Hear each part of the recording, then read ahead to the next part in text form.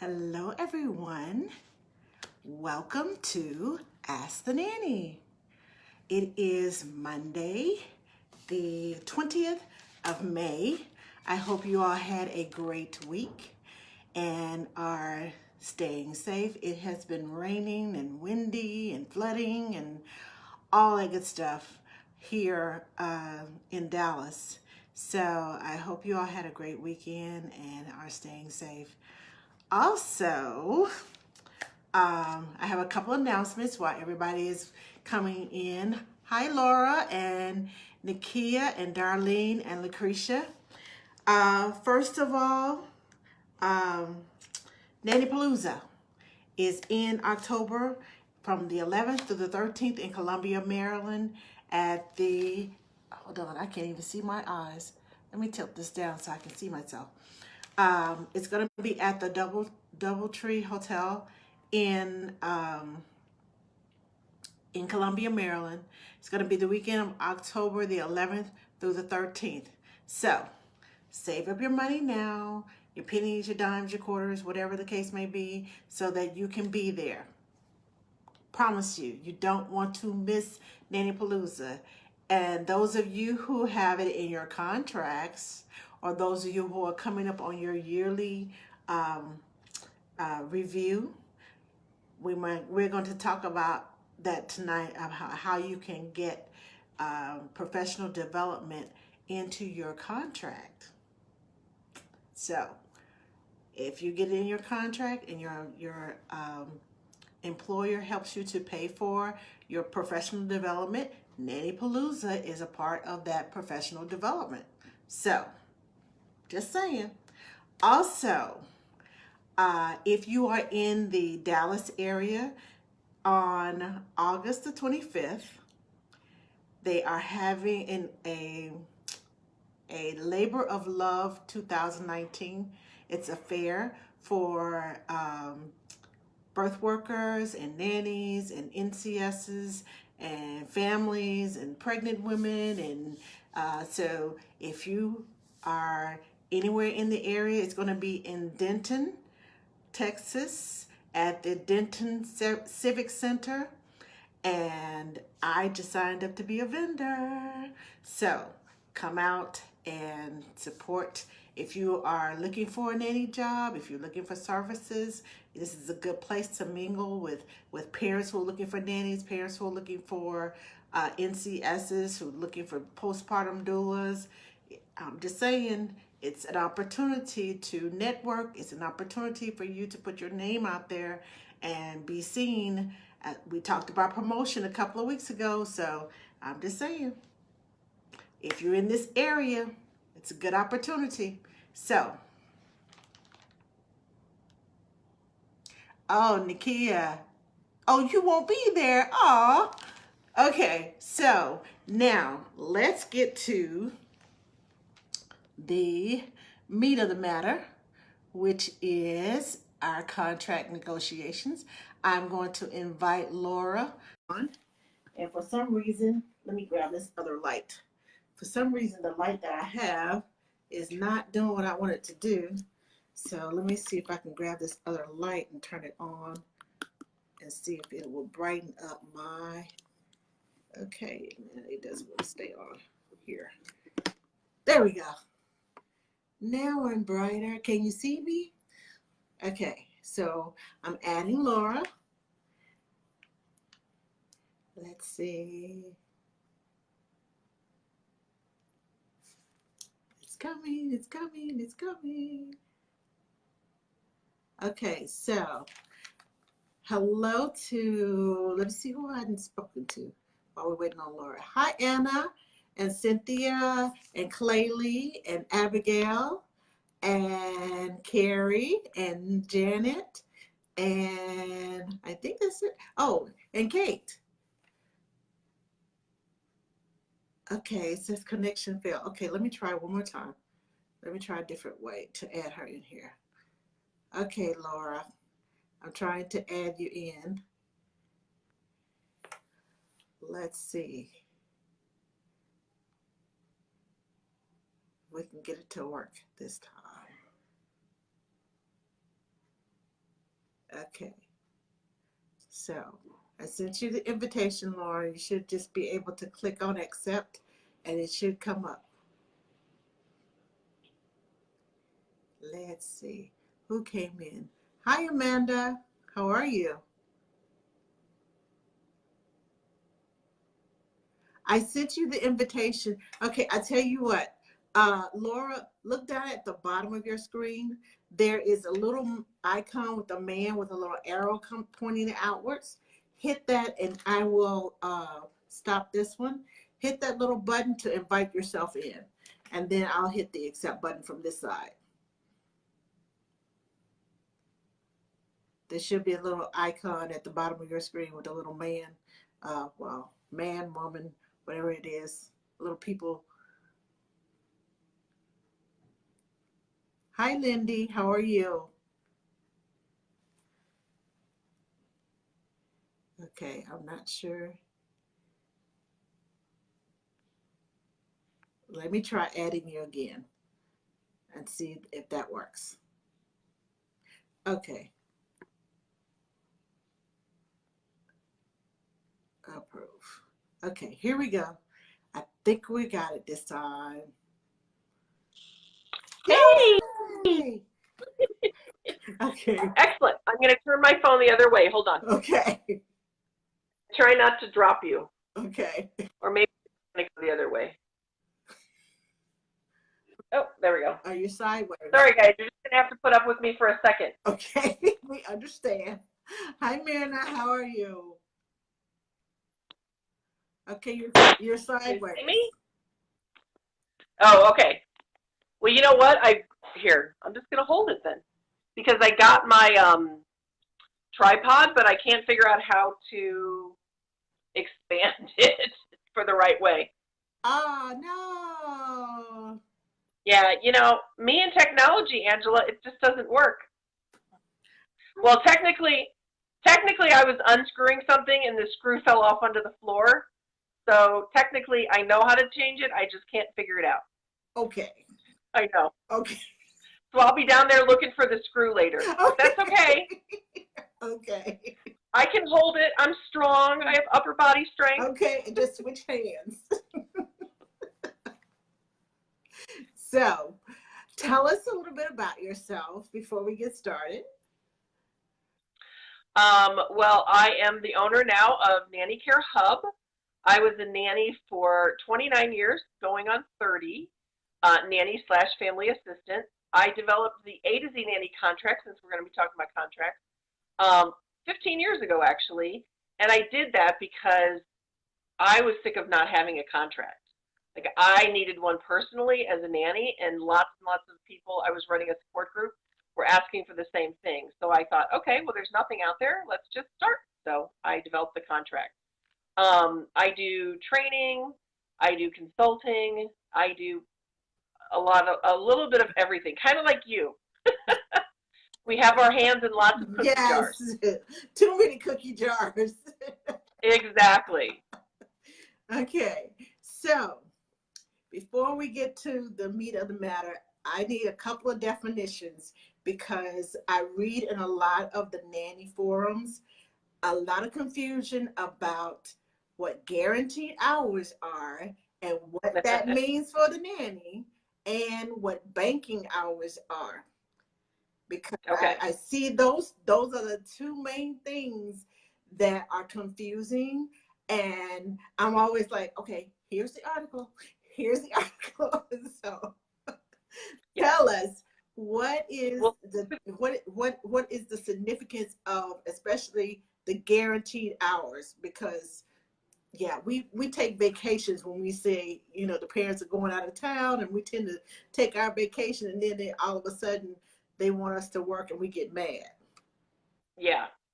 So and we'll start with guaranteed hours, because actually guaranteed hours and banking hours go together. You have to, you have to have one to have the other. Right. So guaranteed hours means that you are ready, willing, and available to work. However, your family is choosing not to use your services. So the available to work is really important. So if your employer says, oh, we're going on vacation at the end of June, So, you'll have that time off, and then suddenly vacation plans change. You know what? You're working that week during the end of June. And guaranteed hours does not mean you get paid 52 weeks a year. It means if you're ready, willing, and able to work, and they choose not to use you, then you get paid for those hours, whether it be your regular hours, less, more, whatever you decide in your contract. So the A to Z nanny contract, and I'm not trying to plug it, but what I'm saying is if you want to have, say, my employer goes on vacation and I want to be able to make plans and go on vacation too, then you have to get a set commitment from them that after this date, even if our plans change, you actually get that as paid vacation. It rolls over from guaranteed hours into paid vacation. Okay. So you have to be ready, willing, and available to work. If they choose not to use you, then you still get paid your guaranteed hours. Okay. Does that make sense? It makes sense, but I have one question on that. Okay, Sure. So you said if it will roll over into paid vacation. Now, is that the same as the PTO that they are already paying me, and I have to subtract it from that? Nope, it is extra. Oh, so a lot of times yes. Nannies get really frustrated because you say your family's going on a 2-week vacation and you're thinking, great, I could actually make plans. I could do something. I could go on a vacation too. So you want to make a hotel reservation or buy an airline ticket, book a cruise, whatever you want to do. Right. But because there's that availability piece, you don't want to spend the money. So that's when your contract will say, so say they're going at the end of June.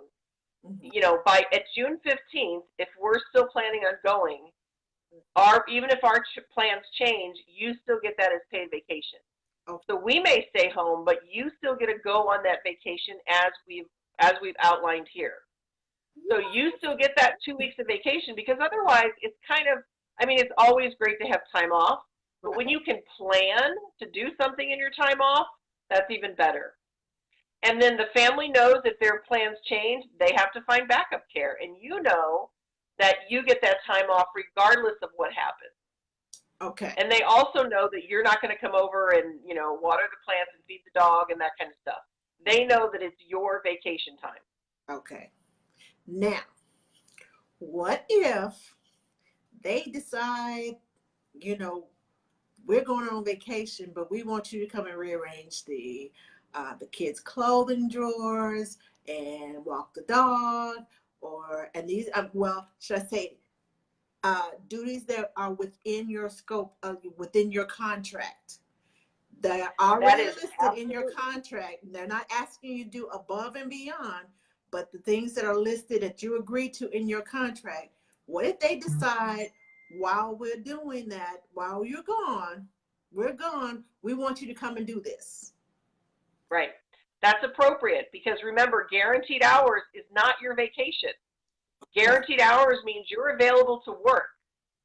So you come over and you work and you do what you need to do. If you want that to be vacation, you can negotiate that. You can negotiate that in your contract negotiation.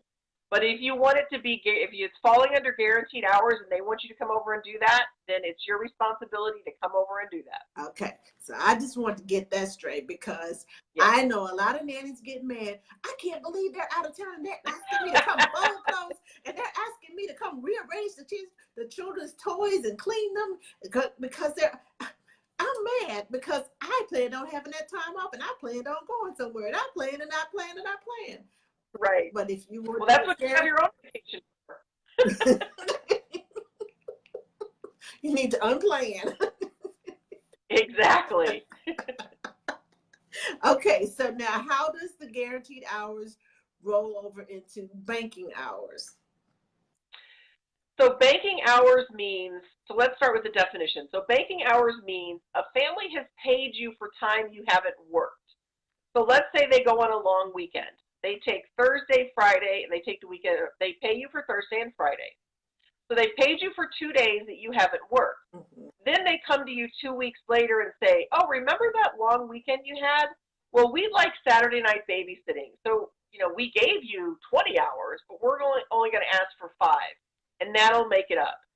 So they're putting hours in the bank, they're paying you for them, and now they want to withdraw them. So banking hours is illegal. So let me back up. It's illegal.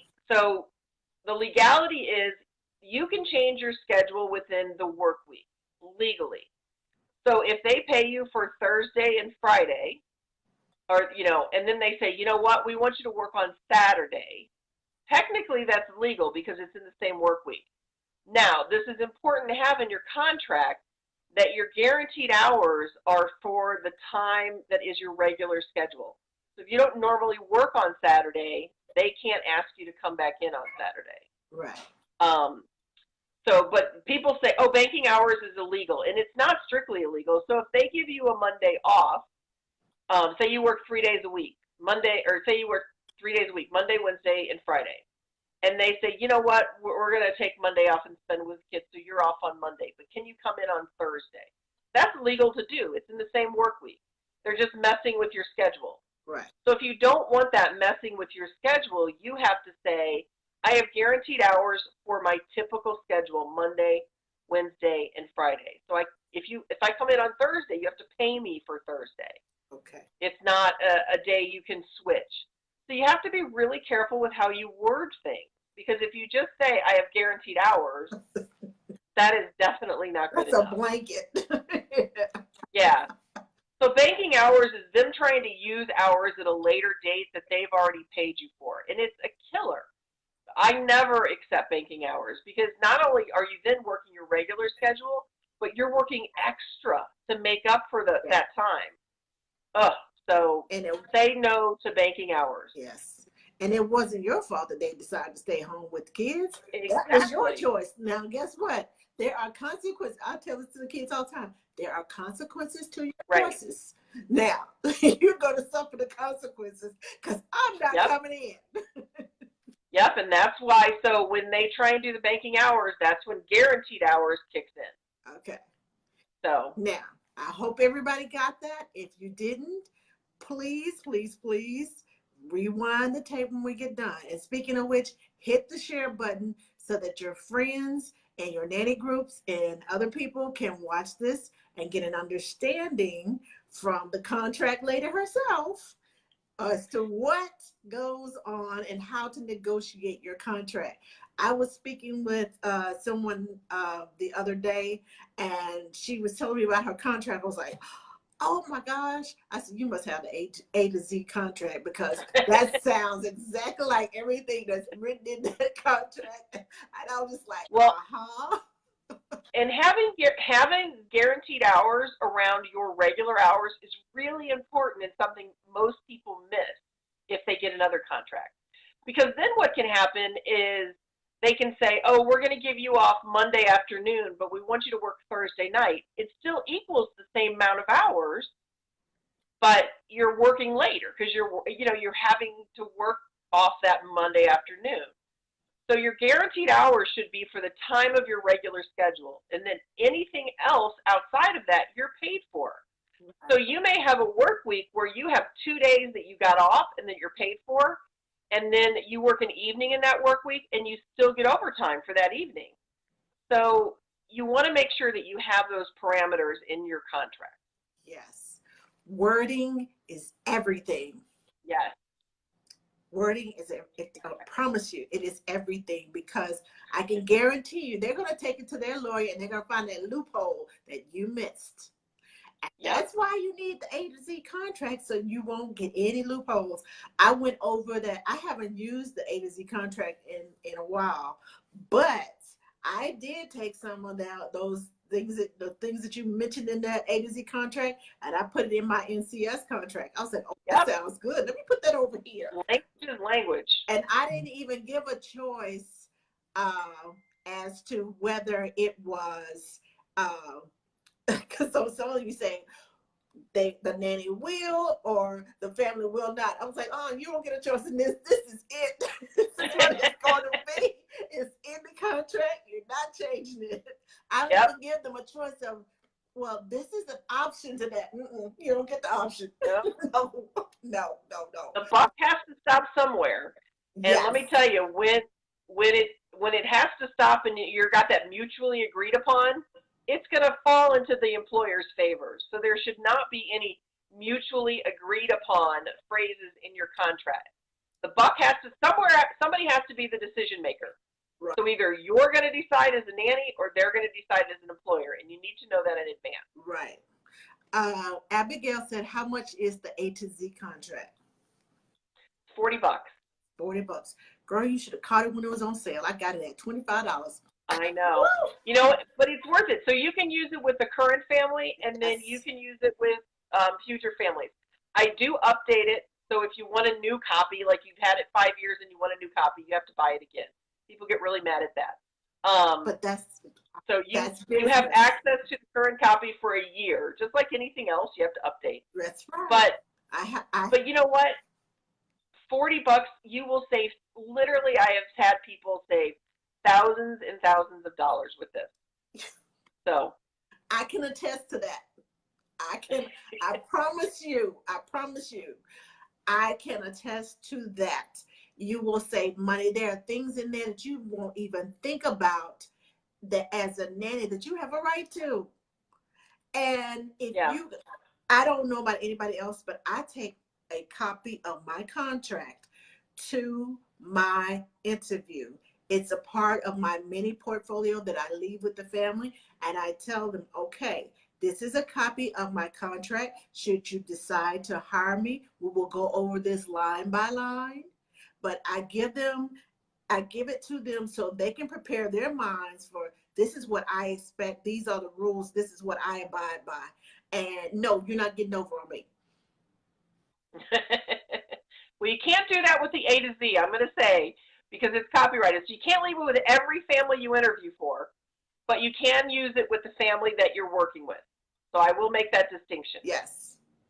Yes. Because otherwise, every family in the world would already have it. That's right. But honestly, I get a lot of families that say, my nanny asked me to buy this, or my nanny suggested this. And once they read the guidebook, this is the thing, you want to encourage them to have a good benefit package.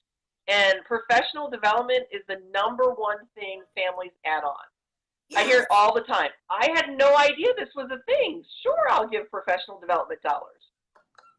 So if you're looking for professional development, that guidebook can really be helpful. Oh, yes. Oh, yes. Read the guidebook and read the contract and read and read and read, because that professional development, you just think about the INA. That's like $400. Nanny Palooza is anywhere from $175 to $250. If you go to an International Nanny Training Day, that's anywhere from $25 to $75, depending on the region that you live in. So even if you just go to International Nanny Training Day and they pay for that, it is well worth it having in your contract, because you already $40. That's the price of the contract right there, and you got in there for free. Well, and remember, professional development isn't just going to events. No. So in your professional, I understand. But I'm saying, when you ask for professional development dollars, you can ask for memberships to organizations. Yes. You can ask for subscriptions to magazines like 0 to 3 or NACY. They have amazing professional journals. You can ask for books that the books you get from Amazon that you're going to read around discipline or child development. All those things can be under your professional development dollars. So you can get a lot of stuff when you get that stipend from the family. And put it in writing that this includes subscriptions and conferences and trainings, and I mean even NCS classes or whatever. If it's going to help them and help you help them, hey, put it in there. Put it in there. It's good. Now, how should we go about negotiating the contract? You've been to the interview and they said, okay, we want to hire you. For those of we love you, we got to have you, and the contract comes out, and man, that's when everything breaks loose. So the thing is, your negotiations start from the very first time you engage with the parent. Your negotiations are won or lost during your interview. And people freak out when I say this, but if you do, the idea is you get to the end of the interview and you have done such a good job in the interview, they literally love you. They can't imagine having anybody else but you. So it's not about negotiating now. It's, we love you. What do we need to get you to take our job? So if you're not getting to the interview where they're already in love with you, go back to your interviewing style and your skills there, because that's where the negotiation happens. Because once you get to the contract, so let's just assume you've done an excellent job and they love you. In the beginning, you've already presented them with what you need. So I would say never go into an interview unless you tell them what your bottom line is. So my rate is, $20 to $23 an hour gross. I need to have a health and care stipend. I need guaranteed hours. I need 2 weeks paid vacation. Or you can just roll it in and say, I need, 15 or 20 days of paid time off. I need mileage reimbursement, and I need a contract. So you're going to let them know that in whatever presentation you're doing. If you're going through an agency, the agency will let them know that. If you're sending over a portfolio, it should be in the back of the portfolio. Because you don't want to go in blind. Just like you wouldn't want to go to an interview and get to the end for them to say, oh, by the way, we're not going to take out taxes, or we're not going to give you paid time off. Your reaction would be, well, why did I just waste all my time, right? Yes. Those by the way comments. So don't do that to the family. Be realistic about what you need. You're not going to go into detail. You're literally just going to give them bullet points of what you need. And then sell yourself in the interview. So when you come to the negotiation, they already have a general idea of what you're looking for. You're going to take your contract and you're going to develop the first draft. I'll generally say something like, I use this contract. I'll develop a first draft. I'll send it over to you, and then just let me know what you think. That's literally the whole way I introduce it. Okay. And then I will develop my first draft of the contract, and I'll put in all the things. It's not surprising to them because they already know it. I'll put in guaranteed hours and vacation and all that kind of good stuff. The things that I'm not sure about, I will generally highlight in yellow. I'll put in what I want, I'll highlight in yellow, and that's my first draft. And I'll send it over to them and say, I've put in the things we've already agreed to. The things that are highlighted, let's have a conversation about how it'll work for both of us. And then I generally will do a back and forth email. So the thing is, you've already done most of the work. You've already told them what your base is. You've already sold yourself. So the negotiation shouldn't be that hard. It literally is plugging in. Okay. So if you're getting to you're in the negotiations, the family says, oh, well, we're only paying $15 an hour, then either they flat out lied through this whole thing, or you haven't done a good enough job vetting that family. Right. People get very nervous. They don't want to ask questions. If a family says, oh, well, we're deciding on our rate, and you go through, or we're still thinking about it, and you go through an interview, you jump through all these hoops, and they come back to you at $15 an hour, you know what? Sadly, you have yourself to blame because you did all that work without a solid answer. Yes. So, you know what I mean? So you have to be a little tough in the sense of you have to make yourself ask those tough questions. And you don't have to nail them down because some people really don't know, but you can say, well, I want to confirm that and you understand my rate is $20 to $24 an hour. It could fall anywhere in there, but are you comfortable with that range? Is that where you're looking at? I mean, push them a little bit. Right. Because if they're in the $10 to $12 range, they're going to say, no, we're not comfortable with that. Right. So I just send over the first draft. It's got pretty much everything in there, and then you work out the details. And generally, it's back and forth. The details are small, like when you're paid time off. Can you take your vacation days as individual days, or do you have to take it all together? You already know the big pieces because you've already established that. So now you just have to go through all the details. Okay. Does that make sense? That makes sense. So Okay. Susan Malone has a question. She says, what about if I want to edit the contract to not include all parts? If I show the family the guidebook, will they see the full list of duties I edited down? No, they do not. So if you take out responsibilities, the guidebook basically says, um, so around the responsibilities, it says this is quality child care because that's part of it. Right. And then it talks about general duties. And it also says that most nannies don't do housekeeping. They just maintain between housekeepers. Right. So no, you can take all those things out. Now they'll see, like, if you take out there's no responsibilities they'll see. If it goes the other way, like if the family edits things out, you'll be able, if you read the guidebook, you'll be able to see it because you'll be able to see, oh wait, there's all these benefits listed that aren't listed in my contract. But for you, you can take out all the responsibilities you want, and it's not going to show up in the guidebook. Okay. Now, hold on. I think we had another question. Do we ask this over the phone? I'm assuming that she's talking about the salary and negotiations. I'm thinking that's what she's talking about. Do you ask about the salary over the phone? Because most families actually call you and have that telephone conversation first. Yep. Well, it's not the first question out of my mouth. Well, see, this is different. I won't talk to a family until I know their range. Because honestly, you know how much time you can waste talking to families that aren't paying anything? Yes. It's crazy. Yes. And if you're a quality nanny, you have to manage the process. So it's not the families managing you, it's you managing the families. So again, before you even talk to a family, just send them your portfolio.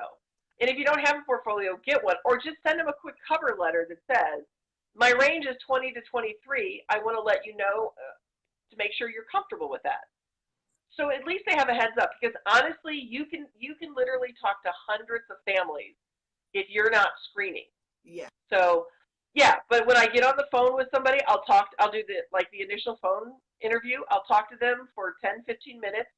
Mine are usually, that's as long as I go.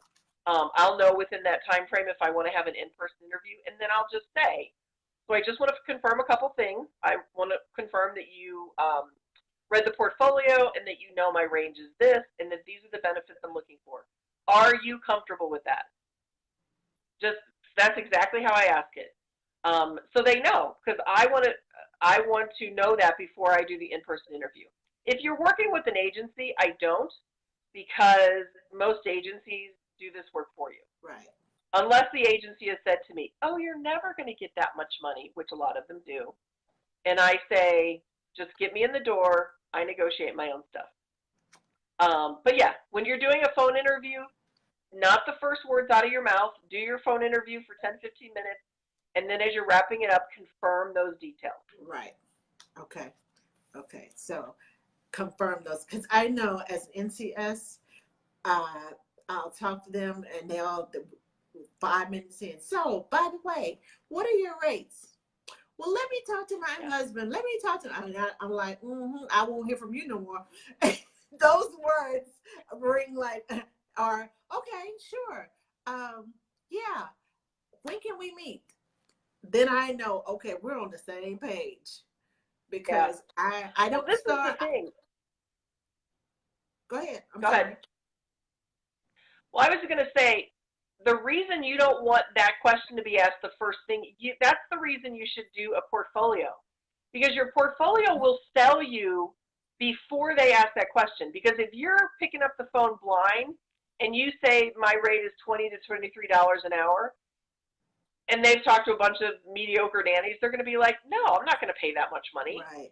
Now, if they've seen who you are through your portfolio and they're like, oh my gosh, I love this person.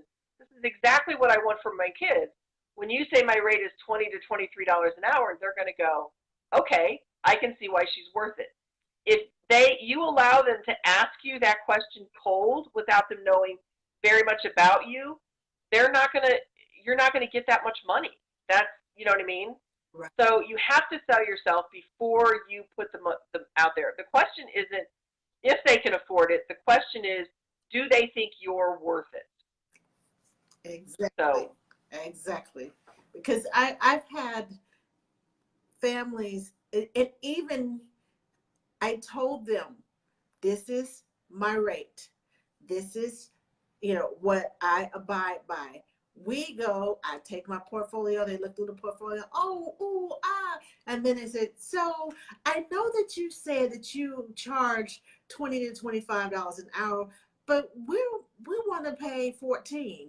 And I'm looking at them like, why am I here?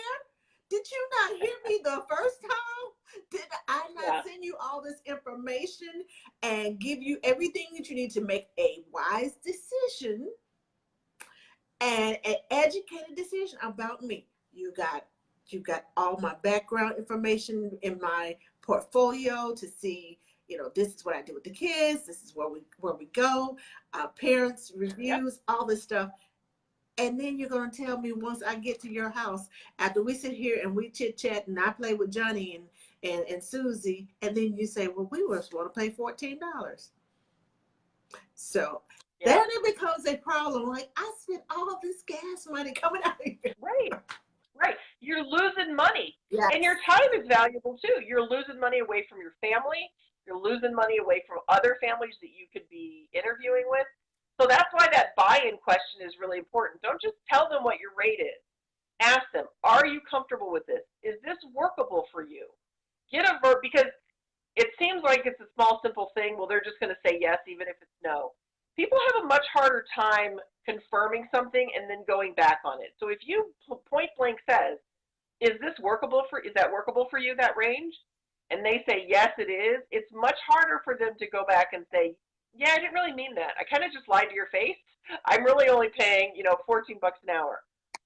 So I'm telling you, that buy-in question and getting that verbal confirmation from them, A, they've really heard you. Right. And B, that verbal confirmation means something to people. People don't like to see themselves as a liar. So if there's hesitancy, you can pick up on it there. That's true. That's true. But the particular situation I'm talking about, I told them and they said, okay. Yeah. I mean, it was like, okay. And I'm like, all right, then and we moved on. She agreed and we moved on. But the thing about it is I talked to mom and then I get there, I'm talking to mom and dad. And apparently mom has told dad and dad was like, we got to negotiate. We got to do this. Yeah. So therefore, they have to agree within themselves. Yeah. Are you okay with this? Is your husband okay with this? Your significant other or whoever else has got to make a decision. Right. Is everybody on the same page with this? Yep. Okay. So my next question is, when you make those, when you take the contract and you're sitting there and you're making those negotiations, when they come back with the highlighted, you send the highlights out and they come back with, okay, we wanted to change this, we want to change that, we want to change this. How do you handle that diplomatically so it comes out in both the family and... So if they're trying to take back something that you've asked for? Well, something that you have in the highlighted, you said we're going to have a conversation about this. But this is something that you really, really, really want. How do you go forward and kind of push, what you really, really want? Or is there a push? Well, a key is what you just said. It's a conversation. So don't think of it as a negotiation where one person's going to win and one person's going to lose. Okay. The key is we are by nature problem solvers. So, and it's important for you to say how important it is for you. So not to say, well, I need you to give me more time off, or I need you to give me 5 days to, or every employer should give 5 days, of sick time off. That's just normal. To say, it's really important for me to have 5 days of paid sick time because I want to make sure that when I'm here, I'm at my best. And believe me, when I'm sick, I am not at my best. So I want to make sure I have that time. So I'm asking for 5 days. Is there something that you would be more comfortable with? Let's have a conversation about that. So I open it up. I ask them. I tell them what my reasons are. It's not a justification. It's not, I'm legally entitled to this. That never works.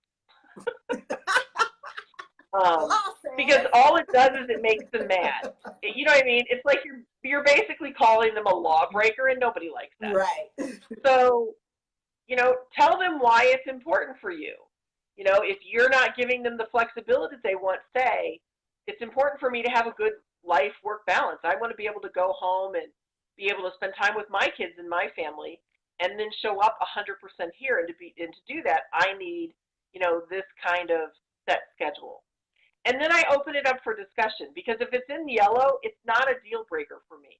Right. And I'll say, so you said you wanted 3 days. Can you tell me why you're looking at 3 days rather than 5? Ask questions. If you ever get stuck in negotiation, the number one thing to do is ask questions. Why is this other person taking this position? Why are they stuck there? And when you ask those good questions, it'll open the door. And this is a sort of a mediator negotiating tip, but it's really, really helpful. So people come in with positions. That's what we call them. Those are the things they want. So maybe your employer says, I'm going to give you 3 days of paid sick day, or you're saying I need 50 guaranteed hours instead of 45 or instead of 40. Those are our positions. Those are things that we want.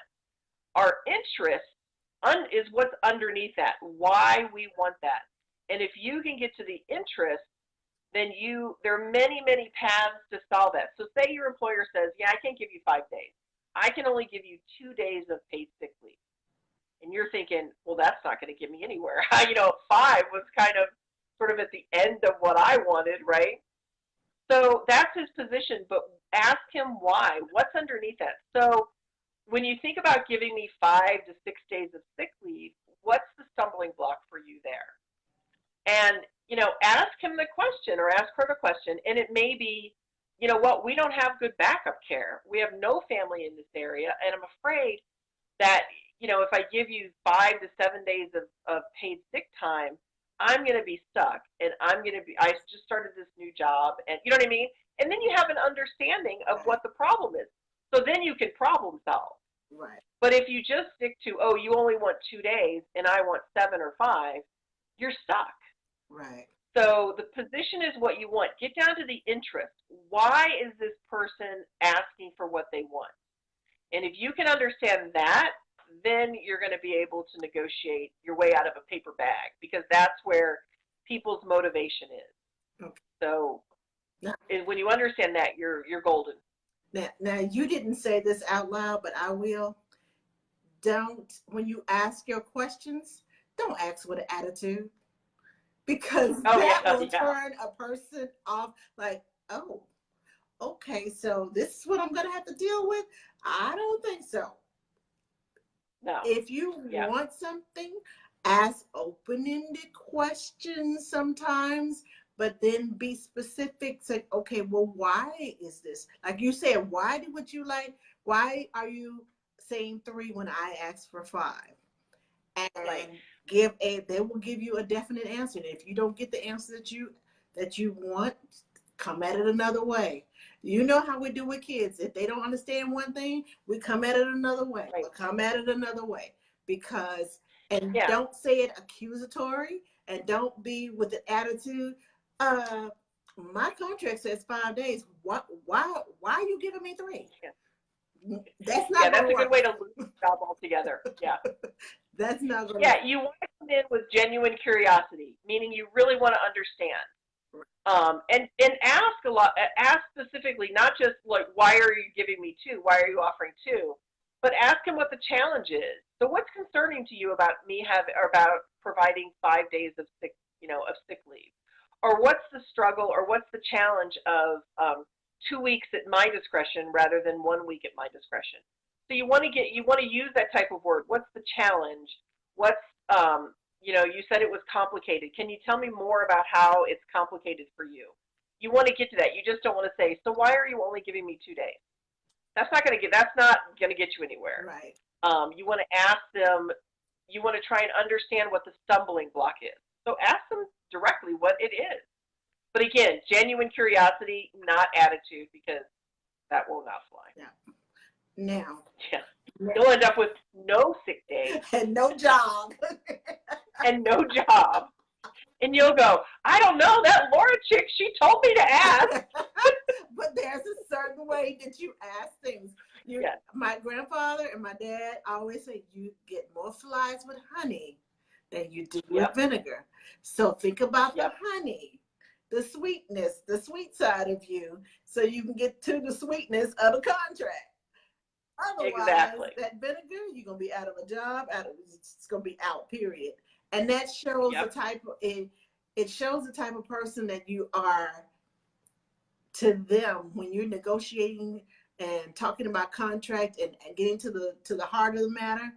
It shows them that you're concerned about them, as well as it helps them to be concerned about you, and you can have that relationship starts right there. And if you come in Right. with an attitude, that's not going to be a good relationship. And they're going to say, "Are we going to have to put up with this? We don't have to put up with this. So Yeah. let's choose the other girl that was kind of quiet and docile and didn't say much." Yes. So I'll tell you a quick story about one of my very first jobs when I first started using the contract. And I went in, and they were a great family. But man, everything I asked for, this guy, it was she wasn't saying much. This guy came back and counter offered me something lower, every single thing. And I thought, you're just a pain in my, Mm-hmm. I'm not really interested in this job no more. But then I finally thought, it's weird because this is different than he was through the interview. So I said to him, so I'm just curious. It seems like everything that I offer, you have a counter offer that's lower, but I feel like there's something underneath that. Is there? Are you just not willing to come up to what I'm asking for, or is there something underneath? And his wife started laughing. He goes, "Oh, I'm a corporate attorney. I argue with everything. It's who I am." He goes, "I'm going to give you everything you want." He goes, "Everything that you've asked for, you're going to get, but I just can't give it to you your first round." He goes, "What kind of attorney would I be?" And I said, "Okay, then I'll play your game." And I got actually they threw in, they gave me more money than they gave me more than I was asking for. And every time we had a performance review, we went through this thing with this guy. I mean, they were very generous, but he was like, "Well, that's my identity. That's who I am." And so he felt the need to negotiate, and I was like, "All right, if that works for you, let's go. I'm ready." Off and running. Now, So when you understand the why, instead of getting up and walking out, which is what I was thinking about doing, because I thought, I don't want somebody who's going to, nickel and dime me to death. Asking the question can change the whole conversation. right, right. Now, I have another question. Let me see what time it is. Oh my gosh, already? um, I know, we're two talkers. We're bad. Okay. Overtime. That's another big one on the list. Overtime. Most parents want to give you a salary, and it Ugh, yeah. covers that blankets that, well, we're going to pay you $900 a week for 45 hours. Well, wait a minute. That's not, you owe me 1,000 if you calculate it at this hourly rate, and that, those other 5 hours are at a time and a half. You cut me, that's money that's coming out of my pocket, even though, IRS is taking half of it. I still want my half. So how do you So handle this is the that? thing with salary. For years, the nanny business ran on salary. So try not to pin motivation to your employers because they're coming in with a budget. So the important thing about overtime is you have to speak in a common language. So when you say, I'm looking for $23 an hour, you have to frame it for a 40-hour work week and then overtime after that. Because a lot of times a family will say, if they expanded it, I'm paying $23 for a 50-hour week. They're using a blended rate. Right. So a blended rate is when they include overtime in the actual number that they're giving you, because that's how they budget. So if a family's paying $20 an hour and they have $1,000 to spend a week and they need 50 hours of child care, they're paying $20 an hour in their mind. 50 times 20 is $1,000. They've included the overtime in that 50. So you have to be really specific about what you're saying. So when you write out your range, write out based on a 40-hour work week. And then they know when you say that, okay, if I have a 50-hour work week, I'm going to have to pay her overtime. So you just have to be specific about that. And honestly, if a family tries to tell you that they want you for a salary, you just have to say no. You can say, You always acknowledge, I understand that that is the way that you budget. However, I'm not able to work on a salary. I need to be paid for an hourly rate for every hour that I work. You just have to, it's your broken record statement, you know what I mean? And then you just go back to it over and over and over Right. again. You don't have to explain it or justify it. You don't have to get into your financial need and how it's legal and all this other stuff. You just have to say, this is what I need to be paid. Any other job would, that's how it works. Right. So, I always so the more you go into it, the bigger the hole you dig. Don't try and get into these long explanations. Don't try and be a tax expert sitting in that chair explaining to them the overtime laws, yes. because they're not going to take you seriously. You're not a tax expert. Right. So give them a link to a tax expert, and just tell them what you need. Tell them you understand salary. Salary is really convenient. I understand that. However, I need to be paid for every hour that I work. For the first 40, it would be 23. For any after that, it would be time and a half. I actually put that in my contract. I don't just leave it to the, this is how much I want to be paid for the 40-hour work week. I said, this is how much I'm paid for the 40-hour work week. Anything over 40 hours is paid at a rate of time and a half. So Exactly. that it is in writing, so you don't have to assume that, well, she said $23 an hour, I'm just going to pay her $23 an hour straight through. No, if I work 41 hours, I want my time and a half on my 1 hour. So.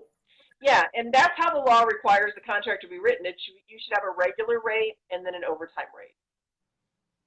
And if you're like me, you can have a differential rate for nannies that really want to make more money. Yes. Okay, I'm trying to read Nanny Kim's. If they need you for any holiday that you weren't scheduled to work, you should be paid nothing less than your overtime rate. Oh yes, that's in the contract. If I'm working on a holiday, it's time and a half because. Yeah, well, a lot of people charge more. So I do a lot of custom Really? contracts, and generally, oh yeah, a lot of contracts pay 2 times or 3 times as much the rate for a holiday. Wow. So yeah. I'm So you missing can out. legally, they don't have to pay you extra for a holiday. If it's overtime, they have to pay you. But legally, they don't have to pay you any extra for a holiday. So you can decide what your holiday rate is. Oh, okay. Michelle says, I'm on an hourly rate for 50 hours. So should I be hourly rate for 40 hours and anything over is overtime? Yes. Yes. Yes. Yeah. You're missing out. And you have to think. I'm sorry. This is why it's really important to understand a blended rate, though. So if you negotiated using a blended rate, you can't now go back and say, hey, I learned about overtime, so you have to pay me, $400 more a week. That's not going to work. That the families are going to be, no, they're just going to say no. So you have to understand how you negotiated and time it out correctly. Because like I said, if you negotiated $20 an hour on a 50-hour week, that you would make $1,000 a week generally, you can't now go back and say, well, I want, again, you to pay me an extra $200 a week. That's a huge jump for families.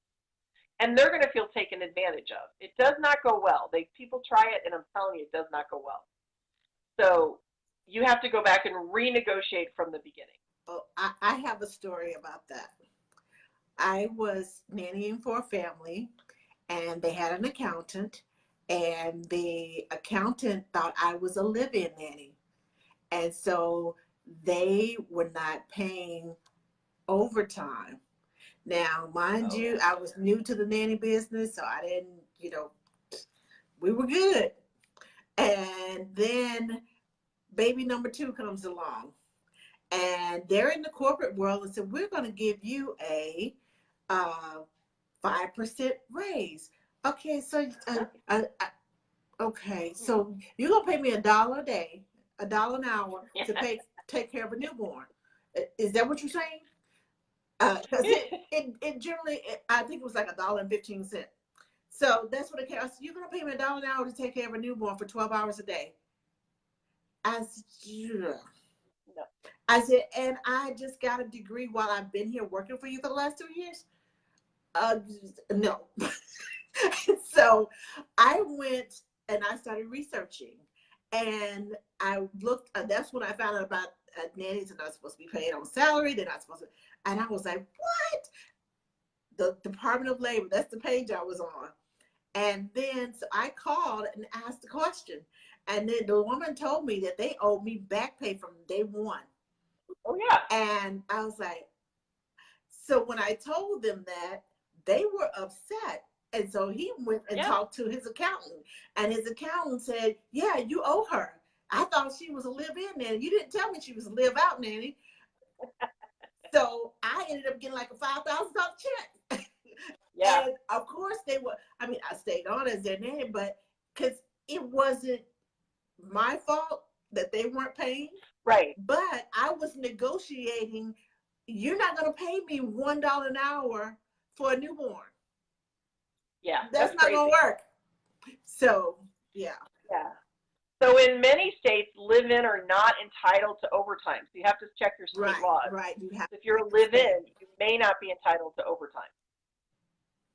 But yeah, you just have to think about how you negotiated it. Hold on. So how would I go about this? We don't review the contract for another year. Whew. Well, you have to, or did you just start? No, that's what I'm saying. If it's another year, if you have just had your yearly review, can we have a conversation? Well, see, this is the problem, because assuming your family negotiated it in good faith, you can go back to them and you can say, you know what, legally you're wrong. Legally, you're going to owe me an extra $200 a week. You have the legal right to do that and demand that. The problem is, then they have the legal right to fire you. They don't have to keep you on. So believe me, I've seen that happen. Nannies go, oh, I deserve overtime. They go and demand overtime, and then they lose their job, because not only is the family mad about, they're not really so mad about the money, they're mad about the attitude part. Right. So if you've just learned you deserve overtime, I would go back in and renegotiate, because honestly, you were happy with it before you learned about overtime, right? I'm assuming, because you took the job. Right. You were happy with the amount you were earning. I'm sitting here looking at her response. She's been with them for 4 years. Oh. That's a long time. So you don't have, if you've been with them for 4 years, you don't have to wait for another year. You know what I mean? You can have a conversation today if you've been with them for 4 years. Yes. So, yeah, so you have to decide. I can't tell you what to do, because you have to decide what kind of relationship you have and how important it is for overtime. And figure out how much the difference is going to be. So if you're making, let's say, $20, and I'm going to use 20 because it's easy math. If you're making $20 an hour and you're working, say, 10 overtime hours a week, then that is time and a half. What is that? An extra 20 $100. times. That's an extra $100 if she's working 10 hours. Yeah, so it's that's exactly an extra $10 an hour, and that's $100 a week. $100 a week. So you have to decide how important. So if that were me, I would go in and I would say, look, I didn't know about these laws. You didn't know about these laws. We basically negotiated the wrong way. Now I know, and the difference is $100 a week. I want to be paid legally. I think it's fair, and I think you believe it's fair. So can we go in for this next, 6 months and split the difference? That means I would go up, because it doesn't matter. It doesn't matter. What happens is you just lower your hourly rate and it works out. It's math.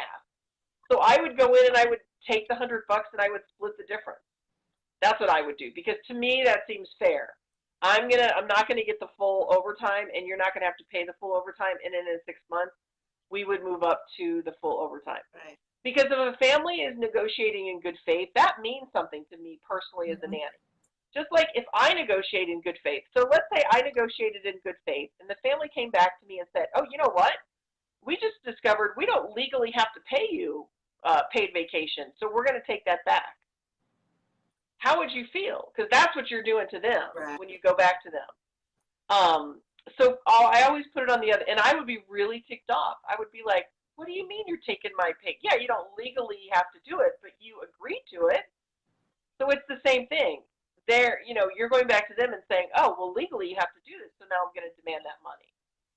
So Yes. I would negotiate it, and generally I would split the difference for a while, and then I would move up to it. But that's just me. Find a way You to have to decide what works for you. yeah, find a way to nicely have that conversation, because what I did was I printed out um, everything that I found on the internet, and I showed them. I said, this is the information that I found on the internet, and I'm not sure how, to handle this, because this is what I found out today. And I spoke with someone. I told them I spoke with someone at the Department of Labor, and they informed me of this. And he was like, "Well, where did this come from?" I said, "This is the information off the internet. This is the website that she sent me to." And he said, "Well, I'll take this to my accountant." I said, "Okay." I said, "I just wanted to make you all aware of this, because the woman on the phone wanted me to give them wanted me to give them their names." And I'm like, "I'm not going to get them in trouble." I said, "Thank you very much for answering my questions. Goodbye." And I was like, done. Yeah. So, and and in that case, it was the accountant's fault. I was honest with them. I said, I spoke with someone from the Department of Labor, and this is what she told me. And I hung up. I said, when she asked for more information, I hung up. And Mom was like, "What information?" I said, "She wanted to know you all's name and address and phone number." Yeah. I said, and I wasn't going to give them that. I said, because you didn't know and I didn't know. I said, and he said, "Well, let me take this to my accountant," and his accountant. And 2 days later, I got a $5,000 check, and I was like, "Okay." Yeah. So yeah. Yeah. And then I went on vacation. So I would always. I mean, there's nothing wrong with asking, but again, if it's sometimes the difference is a fair $100, $150, $200. Mm-hmm. That's a big jump for a family to make. Right. So it depends on so many factors, but you can legally you have the right. But if both parties negotiated in good faith, for me personally, I would find a place in the middle, and then bring you up. And that's just, again, me personally. You have to do what feels right to you. Right. Now, I didn't have anything to do with that. The accountant told them that. The accountant screwed that up. I said, here are we kept records of my hours. So they took the hours, the timesheets into the accountant, and the accountant did all the paperwork, and he came up with a total, and that's what, they paid me. And I trusted them, because they didn't have to, pay me. They could have said, "Oh no, we can rid of you by," and I'm out the door and I have no job. But going to them and explaining to them, and not having an attitude about it, and being honest with them about what went on, and here's the problem, and talk to your accountant about the solution, and I'm still here. So and I ended up getting a $3 raise for that second child, so I was good. I was good. So I mean, I find families generally want to do the right thing, but it's the way it's presented. Because I work with a lot of families, and I work a lot of times with both sides. So when I'm doing a contract, I'll hear from the nanny and the family, and a lot of times it's not the money, it's the trust and the attitude. A lot of families will say, "Look, we negotiated in good faith," or "We're asking her to do this in good faith." That's a really important piece of the relationship. So I think you have to take that into consideration. I mean, you obviously deserve the money, but there's good ways to go about getting it, and there's not so good ways to go about getting it. Right. Okay. So I promised that I was going to get you off of here, because I know you're probably still at work, and because the last time I talked to you, you were still in the building. Oh no, I was mediating that day. I'm at home. Oh, okay. Okay. I was finishing up a mediation that day. So today my whole day was, I went out to a 4-hour lunch with a friend. So. Oh, but hey, self-care is important, because hanging out with my friends and laughing and talking and catching up, to me, that is one of the best forms of self-care, because it just kind of cleanses your soul, and it just kind of gets all that anger. If you're angry about something, they can make you laugh. They can sympathize with you. Exactly. So, yes. Love it, love it, love it. Love it, love it, love it. So now I want to ask you, is there any pieces of advice when we're going in for our contract negotiations? And most parents don't like what is work agreement. That's what I'm trying to say. The word. Most parents like the word work agreement instead of contract because it sounds less, I guess, offensive to them. It sounds more. We're negotiating. We're doing this together. Yeah. I use the word contract because you know what? It is a contract. This is the thing. My number one piece of advice is be professional and self-advocate from day one. So if you have a hard time saying the word contract, you're going to have a hard time negotiating and enforcing those terms. Mm-hmm. Because, you know, it is a contract. It is a legally binding contract between you and that employer. So when you want the money that you're owed or you want the time off that you're owed, those are contract terms. So if you have an employer who is hemming and hawing about doing a contract, you know, if they want to say work agreement, fine. But if they're giving you a lot of flack about having a contract, take that as a huge red flag. Because if they were on the up and up, if they were genuinely going to give you what you were asking for, they wouldn't have any problem with it. Right. So be a self-advocate from day one. Do not be afraid to ask the questions. You are worth what you are asking for, not just in money, but in benefits and a safe work environment and a healthy work-life balance. You're worth all those things. So ask for them, and not in a way of, well, I was thinking my range could be, you know, $17 or $18 an hour. Is that okay with you? No. Do not ask like that. Do not ask a question in that way. So a statement does not have a tone of a question. So this is my range. Are you comfortable with that? So self-advocate from yourself from day, because this is the problem. Nannies want to be soft and congenial and nice and all those words that, you know, they think are great. All the way up until they get to negotiation, and then they're like, well, now what do I do?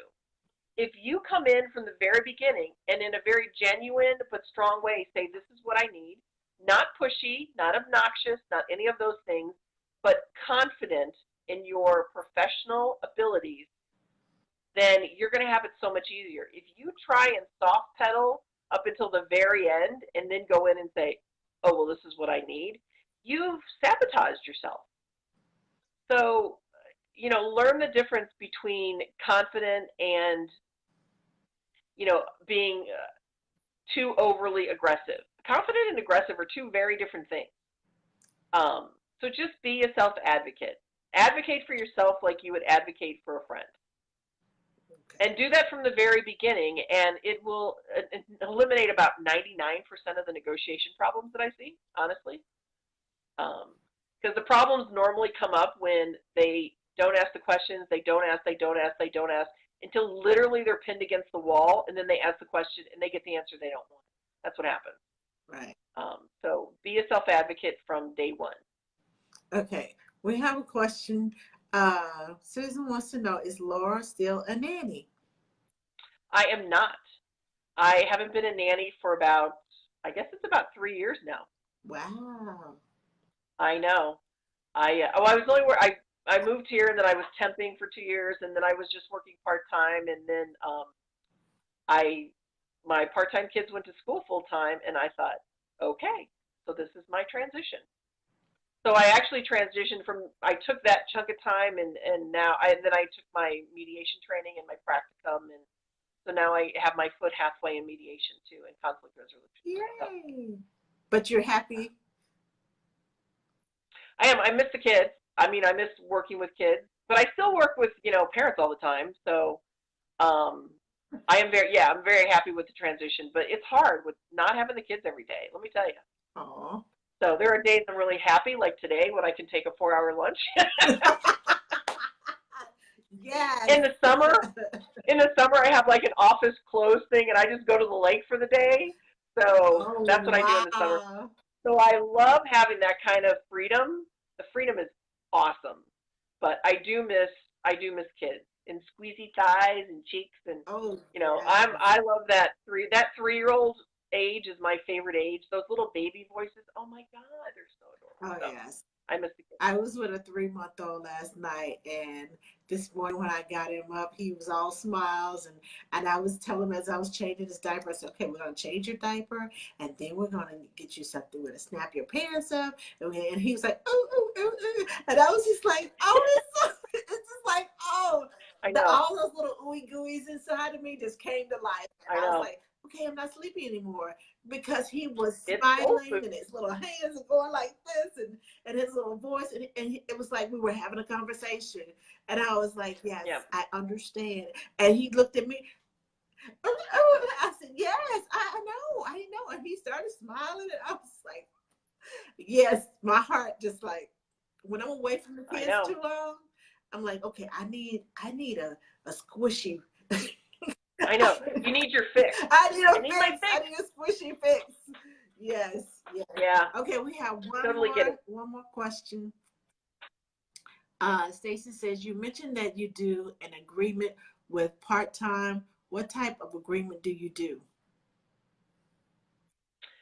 Oh, I used to work part-time. So I used to have a separate nanny contract for part-time, but part-time has really changed. So now part-time nannies get the same stuff as full-time nannies. It's one contract that I sell for full-time and part-time.